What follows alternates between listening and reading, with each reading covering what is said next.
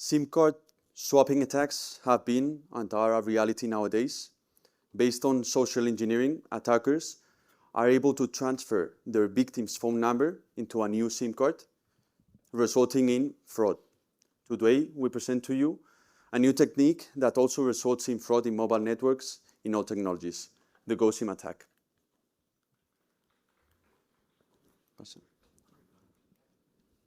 The GoSIM attack extracts essential SIM card information to take advantage of weak authentication policies to perform fraud in 2G, 3G, 4G, and 5G mobile networks. This short sentence summarizes the key ideas and key aspects of our presentation today. We will see how to perform the attack, what are the steps needed to perform the attack, and why does this attack work. But for you to understand this short sentence, we need to break it down and ask ourselves several questions. In the first place, the GoSIM attack extracts essential SIM card information. So one of the questions we need to answer is, what is a SIM card and how does it store its information? And how are we able to extract this information? What are the techniques and methods? Furthermore, after extracting this SIM card information, we need to take advantage of weak authentication policies. So what are authentication policies? What is an authentication procedure in mobile networks? And what exactly do we mean when we say weak authentication policies? And finally, after we extract this SIM card information and take advantage of weak authentication policies, we are able to perform fraud. So we need to answer the question of how and why is this attack capable of performing fraud in all the generations of mobile networks. But before we start with the technical details, let us present ourselves. Joining me today is Pedro, and I'm Miguel. Both of us work at Ethon Shield, which is a company based in Madrid, Spain, which focuses on telco hacking. Now I will let you with Pedro. He will start with the technical details of SIM card hacking. Okay, let me first take you back to the 90s. Windows 95 was just shining, right? Linux between version 1 and version 2. And pay TV satellite hacking groups began to take on great importance. That's when I started playing around with smart cards hacking.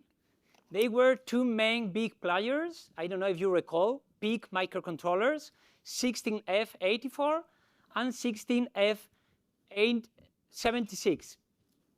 They came up in a smart card form factor. That's the gold wafer. And later arrived the silver card. They were the big players in pay TV satellite hacking. And, sorry. Yeah, I was just curious. I was starting to reading assembler, switching on and off lights was like a new world to me. And suddenly one day, searching on the internet what I could do with this hardware, I discovered something called SIM-emu, standing for SIM card emulator. Was like, what? Really? Why? What do I need? Take all my money. I just want to clone my SIM card. Really? So I learned that the algorithm that kept some things I'm going to explain you later secret was broken. Between 97 and 98, the COMP128 algorithm was broken. So if we plug the SIM card into a reader, the same reader that I was using for the pay TV smart cards, I need to take two parameters. First was the identity. I will explain you later, this parameter, IMSI. And the big one is a secret key called KI. That needs 8 hours of the attack. We plug the SIM card, we go at night, have some rest, and next in the morning, we extract the secret key. So with these two parameters, I program them in a programmable SIM card, and I have just a copy, exact copy, a clone of the SIM card. So I started playing around with this new identity because for the network, I was exactly the same subscriber. So I could do fun and profit, right? Do fraud calls, everything will be charged to the legitimate subscriber. Sometime later, 2015, collaborative work show a new side channel attack vulnerability that allow these researchers, using a very accurate oscilloscope, they were measuring the power consumption of the chips, and they will, again, are able to get the secret key. That attack will last between 1 hour and 2 hours. But of course, that will attack to 3G and 4G SIM cards. Those are very complex attacks. Fraudsters don't like this complexity, right? So they came up with a new idea: deception or social engineering. Why standing or necessity of these technical gadgets where we could just ask the operator for a copy of the SIM card or transfer the subscriber, right? That started in 2007 between South Africa and Brazil and became spread over the world. I think FBI report from Cybercrime 2024, they studied something between 1,000 cases, and it lasted for $26 million, the impact of the SIM swap. I'm talking about SIM cards. What's the SIM card?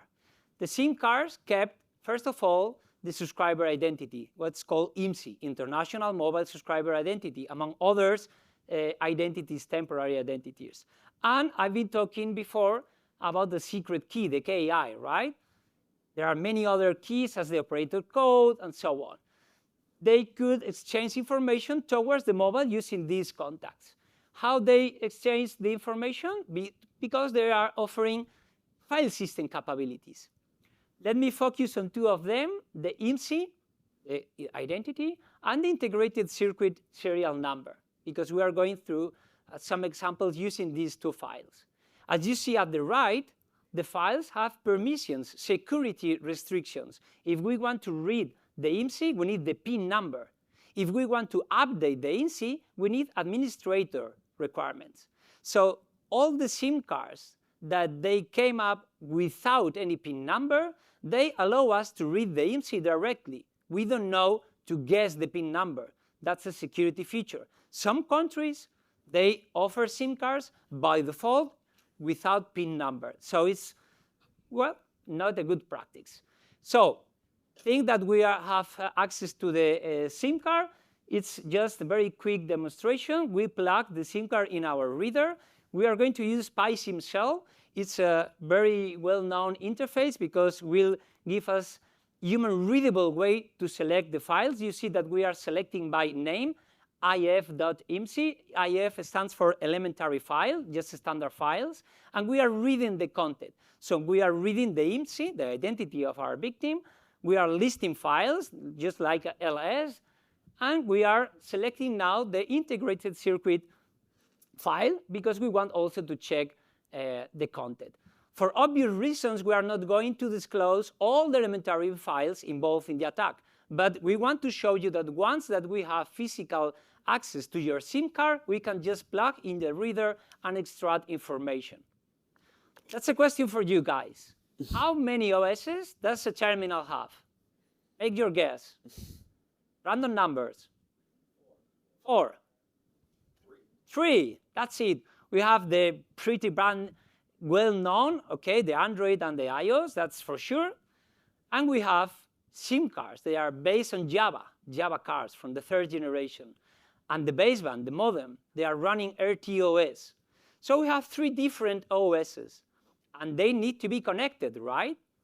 Because baseband needs to let us, Android, know when we have a call or an SMS or whatever. And the same with the SIM card. So we draw this generic architecture to say, OK, our objective is the SIM card. We want to take information from the SIM card. How we can approach? Let me introduce you the AT commands from the 80s, the golden years, right? They were developed to handle the 1st generation of the modems. They are very well known. All of them start with AT, acronym for attention, plus some characters, 4 to 5 characters, that is the instruction, the specific instruction. But I don't know if you are aware that we have a specific subset of these commands for the SIM cards. Then we started to get on the road. It's like, hey, we are talking now. Some of you may discover in your Android this option, 3GPP AT commands. It's not available in all the manufacturers because it doesn't come from the Android branch of the OS. Some manufacturers implement these options if you want to allow these AT commands. Some others don't. On 2018, some researchers analyzed a huge number of smartphones because there are 80 undocumented, or let me say more polite, proprietary commands. Analyzing the firmware, they discover on the LG G4, for example, a nice feature, maybe today is a backdoor, is an Android lock screen bypass. AT key lock equals 0, and we will bypass the Android lock screen. Powerful, right? We were talking, we need these AT commands. When we plug the smartphone towards our computer, we will have a new TTY ACM serial device. And we will interact in the same way like before with these AT commands. Let me show you the example. On the right screen, we will cut the results of the AT commands. On the left, we will be typing the AT commands. This time, we are not referring the files by name. It's pure identifier. We need to translate these identifiers with their decimal number. And you see on the right that the output of the two files that we are consulting, reading, is exactly the same value. What's the difference? Instead of plugging the SIM card, you see in the bottom right, we just plug the smartphone, and the screen is unlocked, right? We don't need to lock the screen. Sorry, we don't need to unlock. It's already locked. And the last method I want to introduce you, more well-known nowadays and more modern, is the ADB, Android Debug Bridge, right? We usually open these ADB shells to interact with the Android. AT commands were designed to interact with the modem. We can do phone calls, receive SMS, and so on, but ADB is for debuggers, engineers to interact with the Android. Android that needs to map the modem again as a serial interface, right? Usually they map this through the radio interface layer, the API, the real. They map as SMD, usually as surface mount device. Once we have mounted this device, we can interact again with the modem. What do we need in order to interact? Yeah, the USB debugging. We need to activate developer options, and inside developer options, we need to activate USB debugging. Once we have this feature, again, on the left, we will open ADB shell, and we will type the AT commands. On the right, we will output the result of these AT commands. The mobile, the smartphone, it's on the bottom right. Screen, again, is locked. We are typing, copy and paste the AT command, the same two files as the beginning, the identity and the integrated circuit serial number. Here we are. Come on, Pedro. Yes, that's the same result for the two files. So we have AT commands and ADB way to interact with the SIM card. But they require, as you see in the bottom left, that we interact with the options. Sometimes when we get our victim phone, we don't know if these options will be enabled by default. What do we need to enable the options?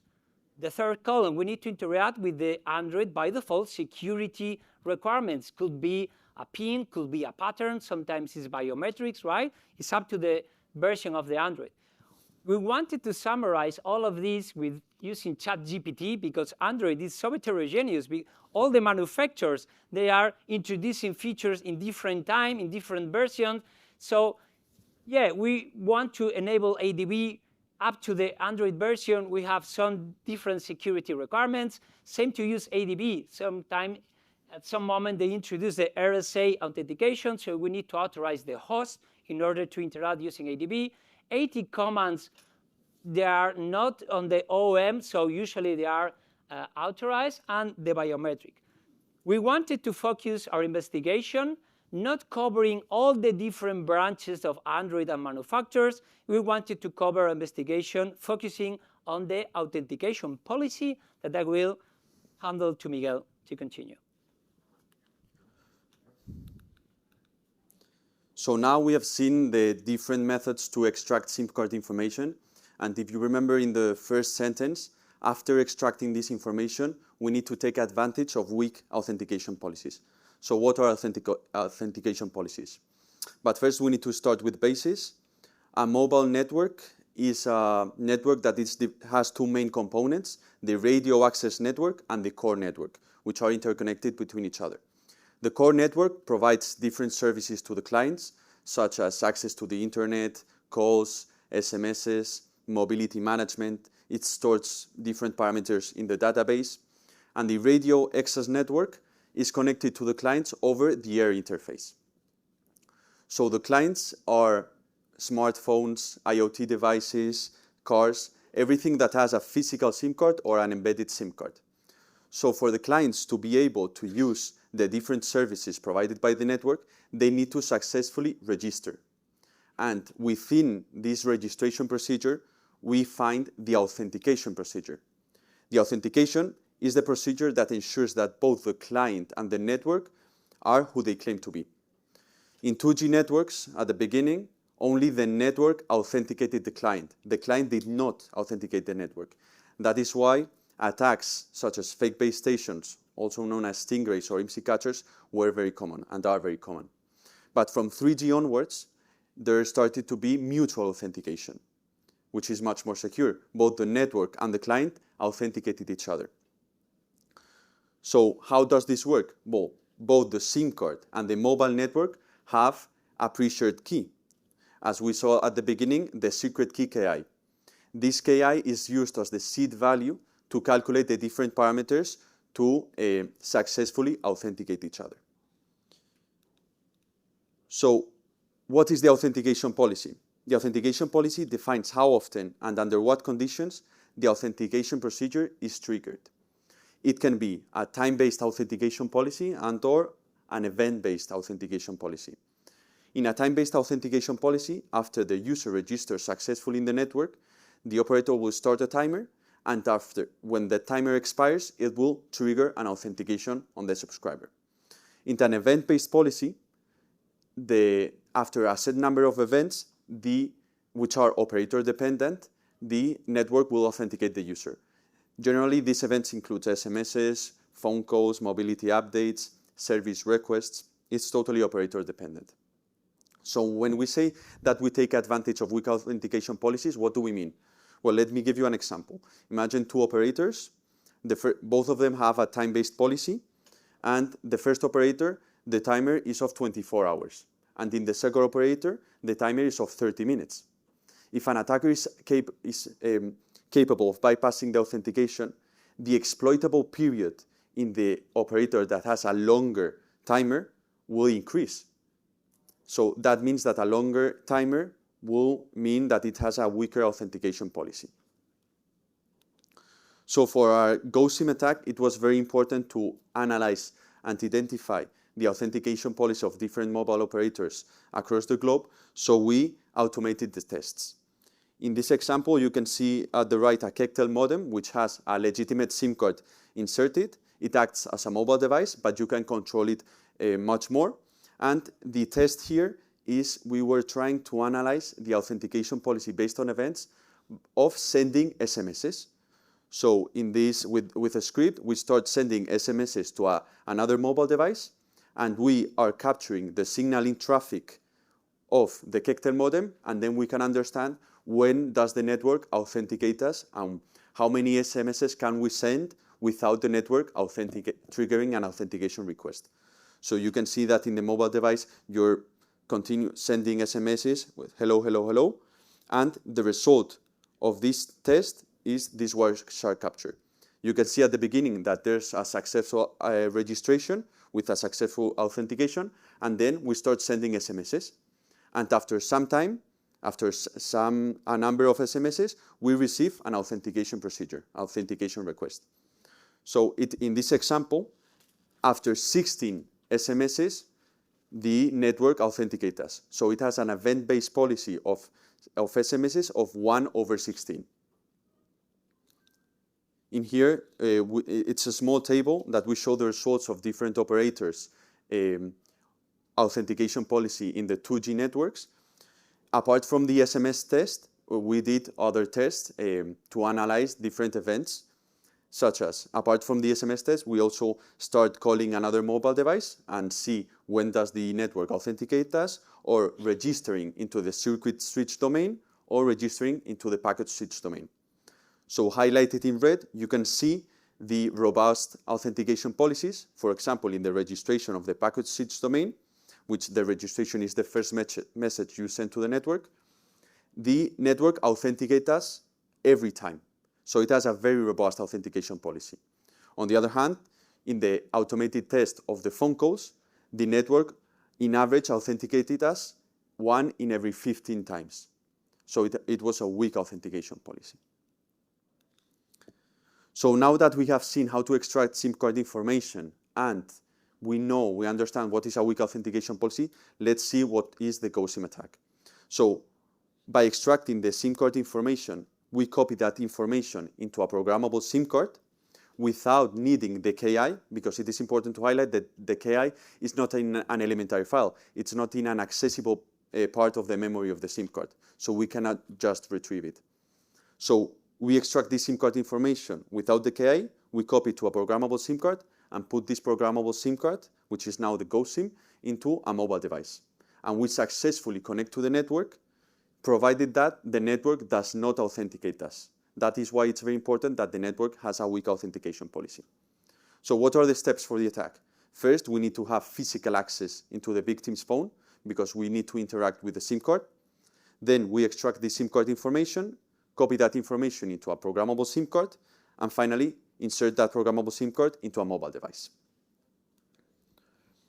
To copy the information into a programmable SIM card, we use the programmable SIM cards of Sysmocom, which you may know. When you buy them, the Sysmocom sends you an ADM PIN number, the administrator PIN number, so you are able to read, write, and update the different files of the SIM card. So you have total control over the SIM card. So once you insert this SIM card into your fraudulent mobile device, you try to connect to the network. In this example, the network authenticated us. This is a 2G example, so we get rejected by the network with the location updating reject. Why? Because we don't have the KI, so we cannot bypass the authentication. And in this example, we get accepted in the network because the network does not authenticate us. As you can see, location updating accept.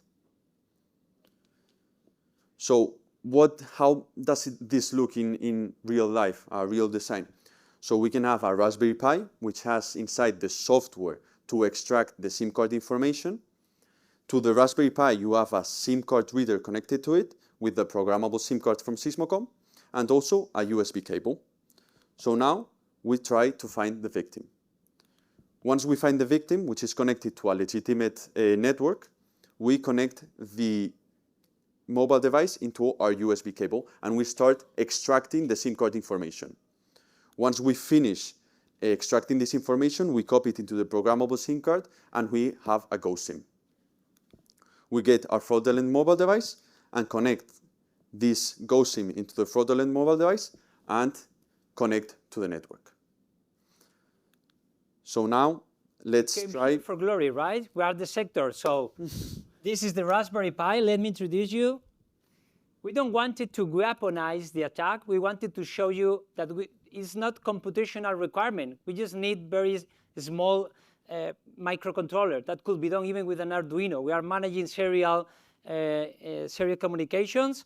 We have the programmable with the SIM card, a small power bank, and it's waiting for any phone to be connected, right? On the other hand, let me switch back to the camera. We don't see the camera. We have our victim. No. I need your hands. I know. You have to move to another screen. Yeah, there we are. Okay, more or less. I will put it like this so we can focus. Or I will do my best as a camera. Here we see that it's connected to the 4G. This is the victim, sorry. So we bought SIM cards from different operators here in Canada, and yesterday we analyzed very quickly the authentication policies, and we saw that of the 4 of them, 3 of them had a very robust authentication policy, which is very impressive compared to our other studies. And the last one had it didn't have a weak authentication policy, but it didn't have a robust authentication policy. It had a medium. So, that's for obvious reason. We're not gonna answer that. Write it down somewhere. No. Okay, so it's on Toronto. We are using SIM cards just both these days. And let's go for the real demo. So we connect the victim's phone into the Raspberry Pi. One sec. No. One sec. You want me to reboot the Raspberry Pi? No. Okay. We buy 4 different SIM cards here in Canada. None of them are using the PIN number. But 2 of them is the first time that we see that they are authenticating every initial attach. So the attack won't work for sure.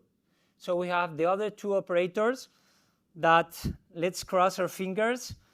We have some backups, but we really would like to show you on, yeah, this is a spoiler, how we should end the demonstration.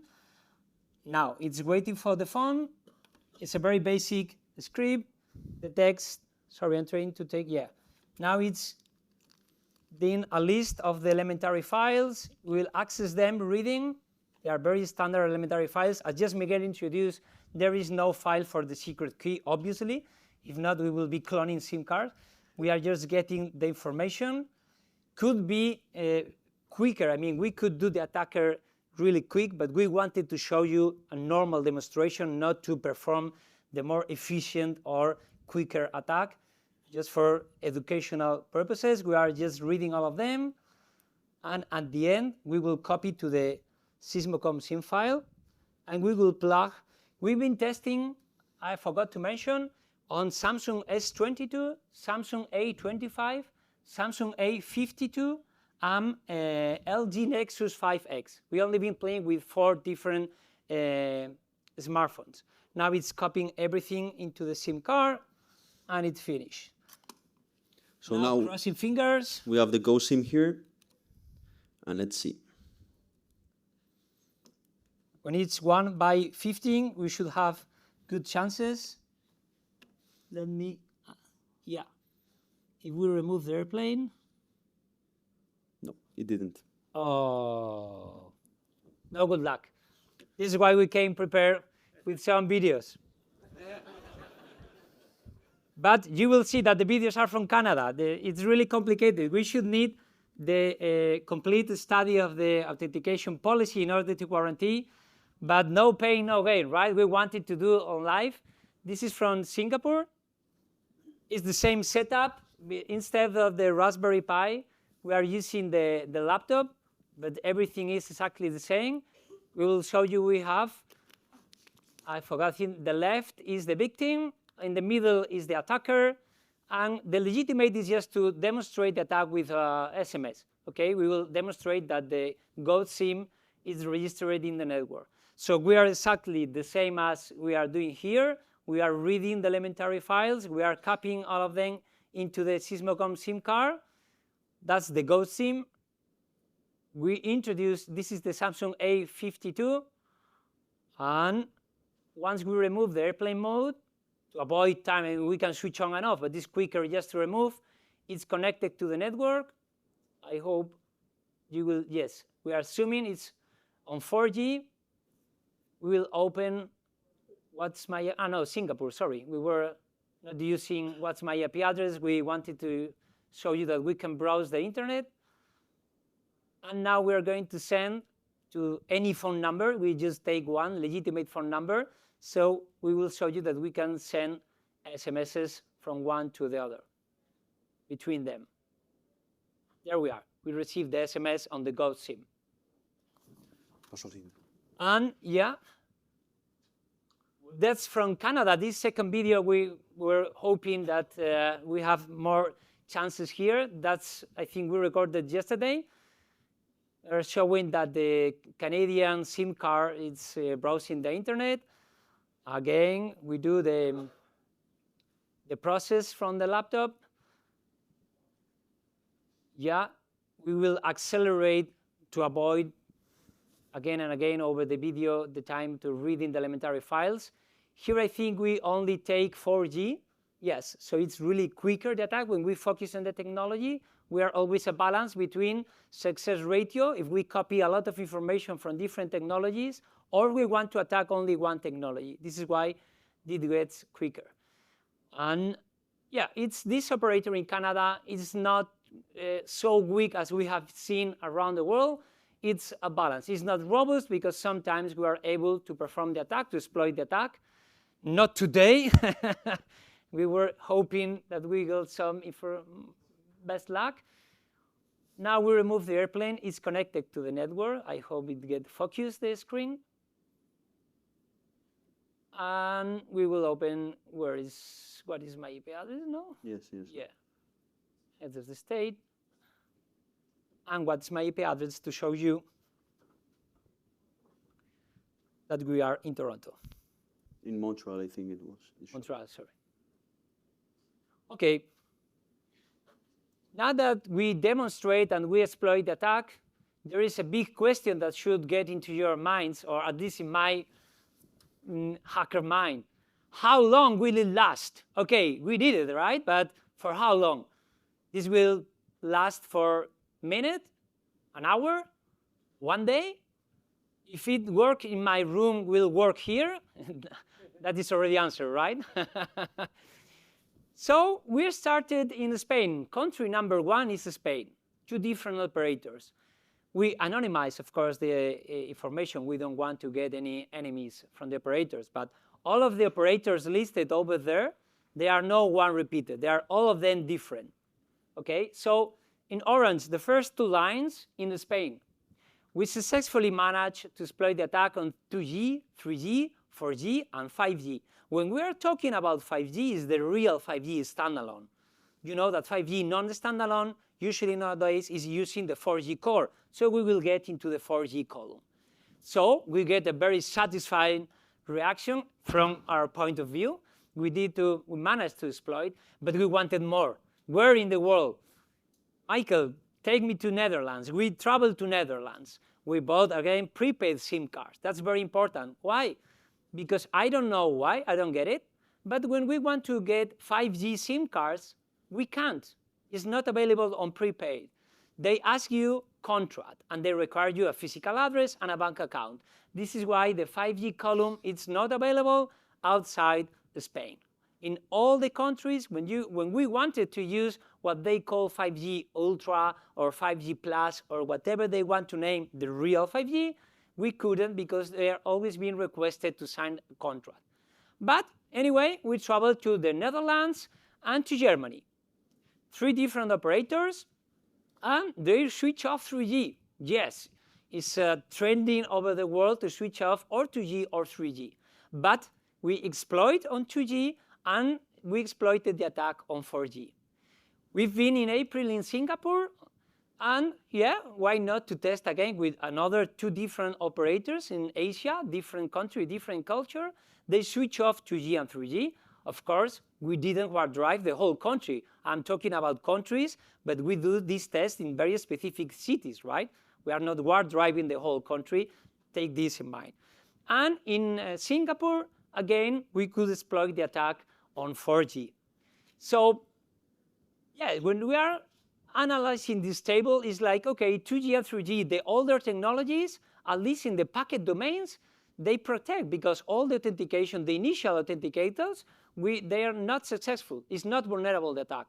But 4G is also packet network, right? There is no circuit domain in the 4G, and the same on 5G. But they are vulnerable. Why is not this authentication policy balanced or improved? It's a very good question that came up with this table. And now what? Okay, we did it. We exploited the attack. What could we do? If we are impersonating your IP address, if I do any fraud, or if I commit any crime, police is going to be in your house, right? Not my house, because IP belongs to you.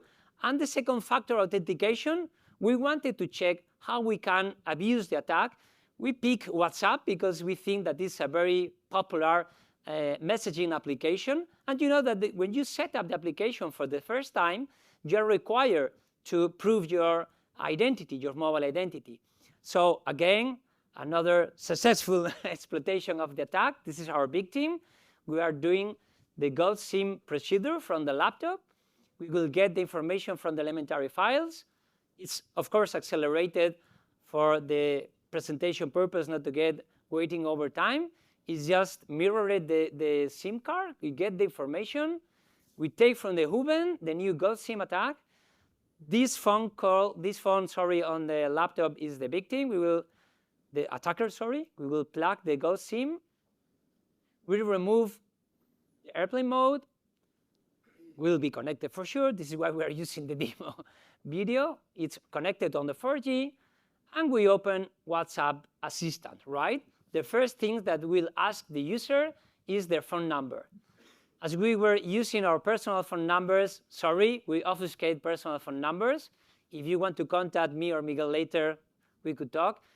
We're obfuscating for standard reasons. Yeah.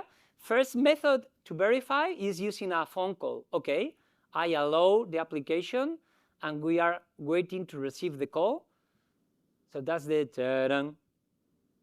And there we are. We received the phone call. We didn't answer on purpose because we wanted to test the second method. You know that usually they provide two different methods, or the phone call or the SMS. So our odds are getting interesting in terms of probability of statistics because it should be authenticated, the call, right? Again, we accelerated because there were some timer. We have to wait for the phone call, wait 1 minute. Now we are selecting the SMS, and we are waiting for the OTP, the code from the SMS. And you will see in the top of the screen the SMS with the code, application immediately verified identity, and now we can restore any backup that the victim has enabled has. So yeah, second factor authentications are also a part. I've been at the very beginning talking about some limitations, right? Some requirements. If we want to enable AT commands, we need to unlock the screen. We need to get physical access to our victim, to our mobile. So yeah, there are some limitations for sure. And we need to study the authentication policy. It's not a simple yes or no. They are very complex. They will change from one city to another. You know that the networks, they're using usually different network manufacturers. So some regions could use one manufacturer, some regions any other. So security or authentication policies may be not the same to them. And in the same page that we have limitations, we have some, let's call key facilitators. We want to bypass the security, the Android security lock. Yeah, if we search on NDs by, I think the keywords are lock screen bypass, and we found September 2025, 5 different vulnerabilities that will allow us to bypass the Android lock screen. Same with the ADB. ADB should use RSA authentication to allow the host, but sometimes ADB by default, as you say at the right, shadow server is this service. They are monitoring ADB listening by default on TCP port 5555. There's only 7,000 devices in the world. Yeah, it's not the same as the amount of Android devices that spread, but quite a number. And some other CVEs from 2023 regarding that ADB could be bypassed. And my favorite, undocumented AT commands. If you recall, I mentioned at the very beginning, this 2018 research from the investigators, but this is brand new, 2025. It's not something from the past.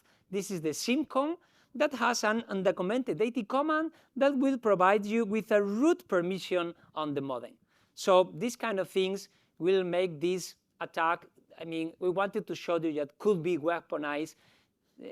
Organizations like NSO or things like that, when they have resources to weaponize these kind of attacks, could be really powerful. As users, we wanted to let you know some countermeasures. For me, this is just common sense, but let's go through all of these. Activate the PIN number. If you are not using PIN number in your SIM card, you know what you are exposed. We can remove SIM card from the mobile phone and get into our reader and forget about the Android security measures. We will everything for your SIM card. Never leave your phone unattended. Sure. Paranoid screen lock, never leave your screen unlocked. And if you have these commands, options, 3GPP AT commands, if you have ESB debugging, enable them because that's the power that can lead to any potential attacker. From the network point of view, operators should review this authentication policy. As I already introduced, like these two Canadian operators, authenticate or the initial attachment. That will make this attack really complicated to be successful because we need to get in this initial attach always. All these authentication based on counters, even if they are 10 base or 1 of n, we should review and balance them. We usually found in the 1 of n events, the number n it equals 15. If we divide 14 by 15, you will see that the result is very close to 90, a huge success of probability, right, for the attack. So we understand that these parameters will require operators maybe some investment, some budget, some changes, but will provide a strong authentication policy. All this work has been 2 years of work. We wanted to do a short presentation. If you are interested to go through all the details, we just published today on ResearchGate the paper. So you want to take a look and dive into the details. We already mentioned that we wanted to focus on the authentication policies and not on the Android device and all these circumstances. If you want to ask any questions, please, you have there the microphone. Get close to the microphones. We will be more than happy to answer any question that you may have. Well, thank you first. And thank you.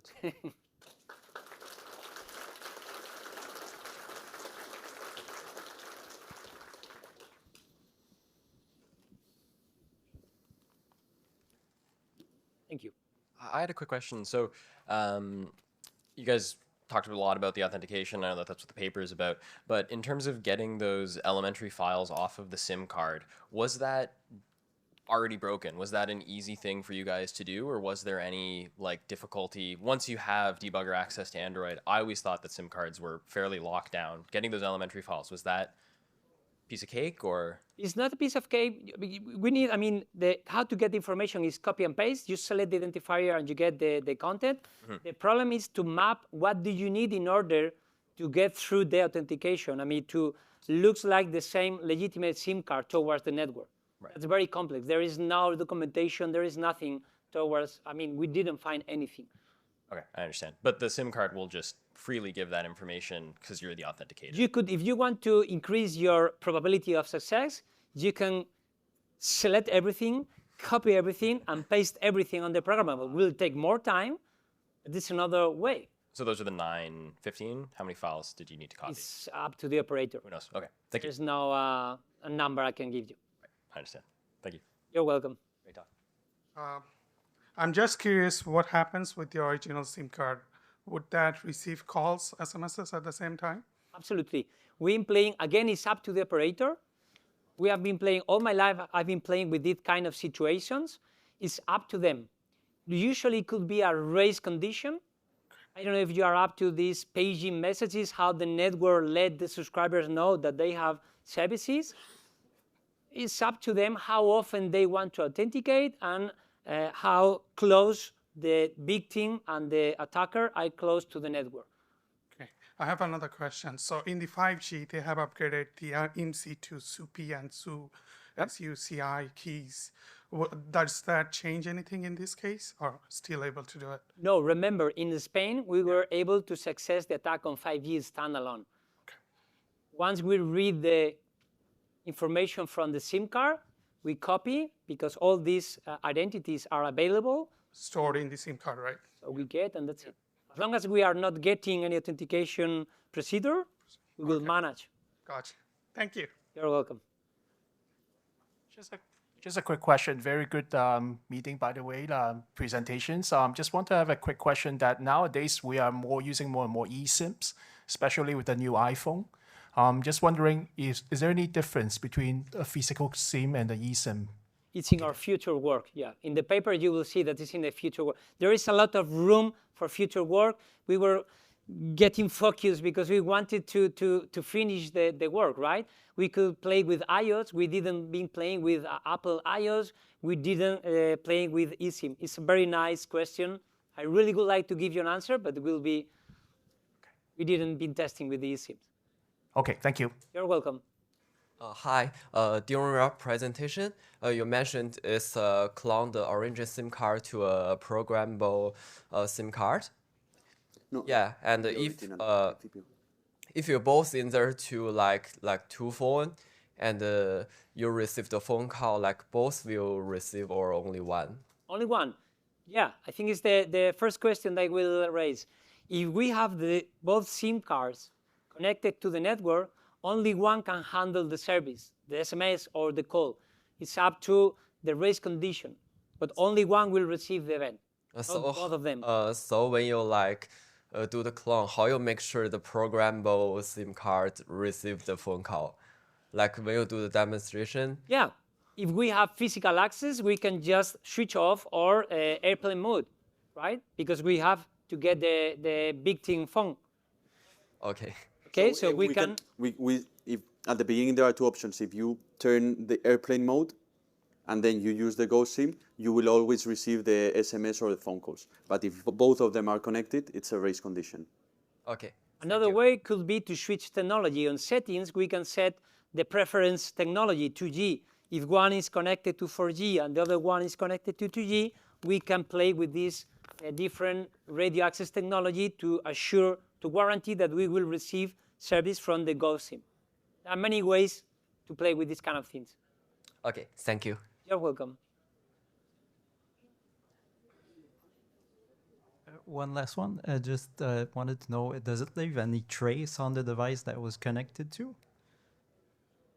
So there's no way to discover if this happened to a I'm phone. thinking, I don't think so.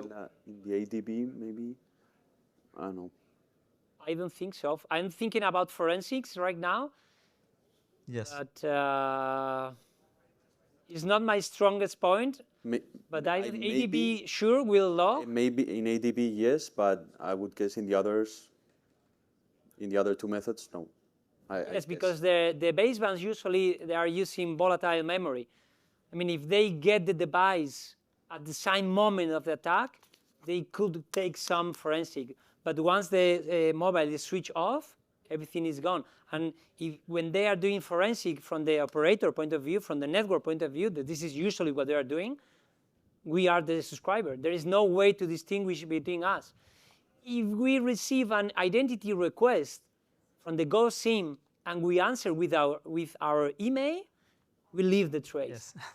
But everything needs to be in place. If we didn't receive any identity request from the network, they wouldn't understand the attack. Okay. Thank you very much. You're welcome. Thank you, all of you. Thank you.